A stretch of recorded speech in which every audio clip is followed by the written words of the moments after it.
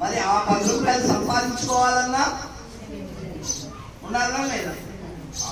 కాబట్టి 10 రూపాయలు సంపాదించుకోవాలన్నా, 10 రూపాయలు దానం చేయాలన్నా, పుణ్యకార్యాలు చేయాలన్నా, ఇప్పుడు మన వాళ్ళు మీ అందరికీ మజ్జిగ ఇచ్చారు కదా, ఆ మజ్జిగ ఇవ్వాలన్నా ఏముండాలా?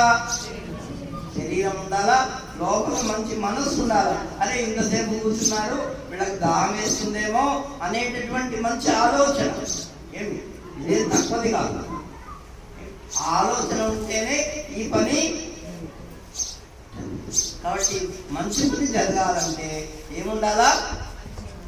మంచి ఆలోచన ఉండాలా. ఆలోచన ఎట్లా వస్తుంది అంటే, పెద్దల దగ్గర సేవ చేస్తే మంచి ఆలోచన. మరి ఆ మనస్సుకి ఆ మంచి మనస్సు రావాలంటే పెద్దల దగ్గర సేవ. అర్థమైందా? కాబట్టి ఈ శరీరము మంచిగా కాపాడుకోవాలా, మన మనస్సుని మంచిగా కాపాడుకోవాలి. ఇంకా ఆ తర్వాత మనం దీంట్లో ఉండేటటువంటి పరమాత్మ, జీవాత్మ అవన్నీ తర్వాత సంగతి.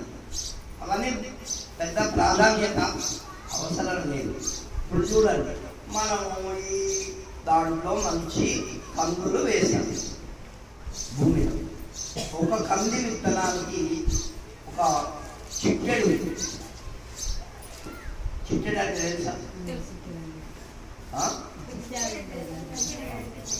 చిట్టెడు అంటే 1 కేజీ అనుకోండి.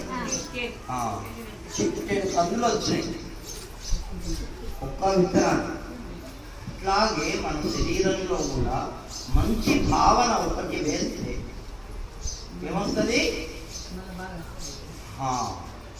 దాన్ని సంపాదించుకోవడానికి ఈ శరీరం వచ్చింది మనకు. అట్లా పుణ్యాన్ని సంపాదించుకొని మన మనస్సును పరిశుద్ధం చేసుకొని ఈ శరీరాన్ని కూడా మనం అట్లా పవిత్రం చేసుకొని ఉంటే వచ్చే జన్మలో ఇంకా ఏమొస్తుంది? ఇంకా మంచి జన్మ మనకు వస్తుంది. ఒకవేళ నువ్వు మంచి